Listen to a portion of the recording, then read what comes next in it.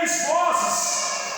Ele ouviu três vozes para andar sobre as águas. Me diz a Bíblia que ele estava dentro do barco. E de repente ele ouviu a voz dos seus amigos dizendo: olha, um fantasma. E quando ele olha para aquele fantasma, ele ouve a voz de Jesus dizendo: sou eu, não temas, venha. E ele começou a andar. Quando ele ouviu a voz de Jesus, mas ele vai obedecer a voz. Quando ele começa a olhar para o lado, quando ele começa a olhar para a direita e para a esquerda, ele ouve a voz do medo, ele ouve a voz do vento, ele ouve a voz que iria engolir, que ele vento iria engolir, ele ouve a voz da impossibilidade. E ele começa a afundar. Qual é a voz que você está ouvindo? Se você é o verdadeiro cristão, ouça a voz do Senhor. A Bíblia diz em Hebreus capítulo 3, versículo 7: quem tem ouvidos, ouça a voz do Espírito. Nós temos crentes, a exemplo dos irmãos de Bereia. O que é isso? Na igreja de Bereia, os crentes lá, tudo que eles ouviam o pregador falar, eles pegavam a Bíblia e conferiam. Se o pregador falasse algo que não estava aqui dentro, eles falavam: não, pode cantar bonito, pode pregar bonito, pode ter aparência, pode ser carismático, mas para pregar não serve. Nós queremos a palavra. Aleluias, glória a Deus. Nós temos vivido um tempo que qualquer um que sobe aqui, se for carismático, conquista.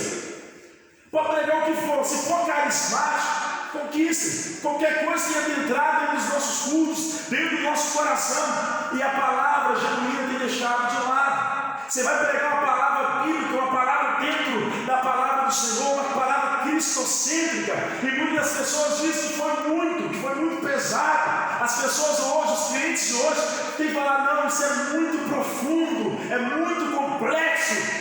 Mas quer ouvir falas, quer ouvir palavras de persuasão, quer ouvir palavras de positivismo, palavras que preenchem o ego. Eu sei, a gente quer ouvir isso, mas isso tem que vir acompanhado com a palavra de Deus, com a poderosa palavra de Deus, com a poderosa palavra. Terá semana, trará basúria. Oh, Jesus disse para os seus discípulos: vós estáis limpos pela palavra que eu vos tenho pregado. Em João 17, Jesus ora ao Pai dizendo: Pai, purifica na verdade, a tua palavra é a verdade.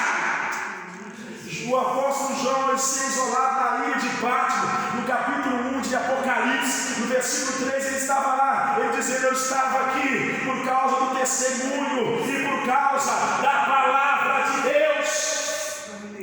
Sabe o que está faltando para esse mundo perverso aí? Sabe o que está faltando para essa sociedade aí? É a palavra de Deus. É que os cristãos venham ser pequenos representantes de Cristo. É isso que está faltando para a nossa nação. Eu disse que o país é o maior país cristão do mundo.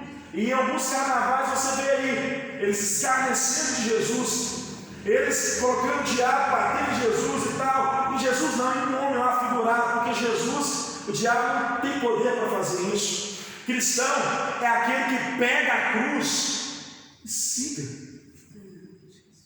Jesus disse: olha, quem quiser vir após mim, negue-se a si mesmo, tome a sua cruz e siga-me. Simplesmente isso. Ser cristão é simplesmente isso. Não é seguir fulano, ciclano, é seguir a Jesus. Seguir os passos de Jesus, desde o Jordão, do batismo de arrependimento do Jordão até a cruz. Mas eu tenho que passar pela cruz. O problema do Evangelho hoje é que os cristãos, os que se dizem cristãos, querem ir para o céu, mas se levar a cruz. Querem caminhar, mas se levar a cruz. Não tem Evangelho sem cruz. O Evangelho sem cruz é o que está aí fora. Nesse país aí que diz ser cristão. É o que está aí fora, nos carnavais aí fora. Você vai para a noite fora e trabalha à noite, e você vê algumas atrocidades que acontecem por aí. Esse é o país que se diz cristão, mas os verdadeiros cristãos estão aqui dentro orando, buscando a presença de Deus.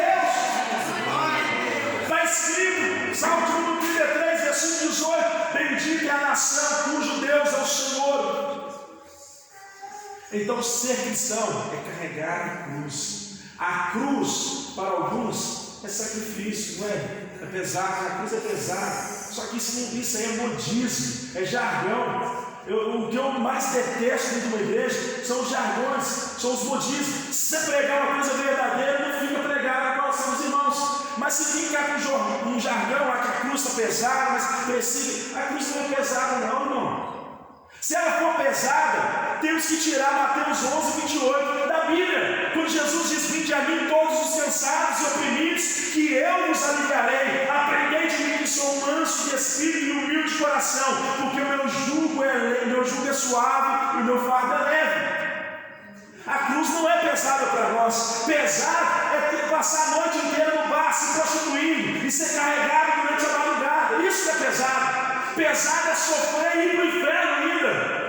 Pesado foi o que Jesus carregou por nós. A cruz para alguns é sinônimo de morte, mas para nós não. Para nós a cruz é vitória.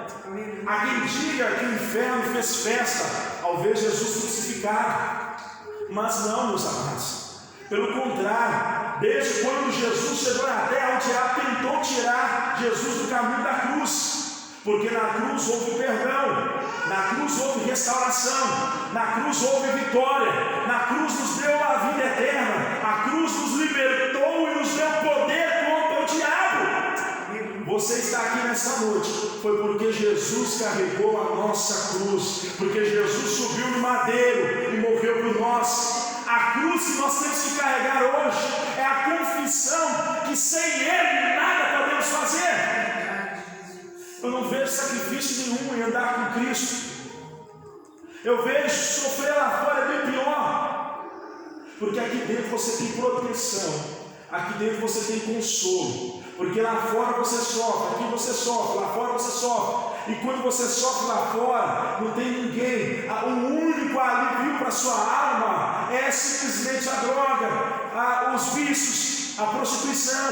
E depois que passa o efeito da droga, você continua um caco lixo. Mas aqui dentro, a Bíblia diz que quando você chora, o Espírito Santo, o Alos, o Consolador, ele desce do seu lado, ele te consola, e com gemidos inexprimíveis, ele leva ao Pai as suas orações.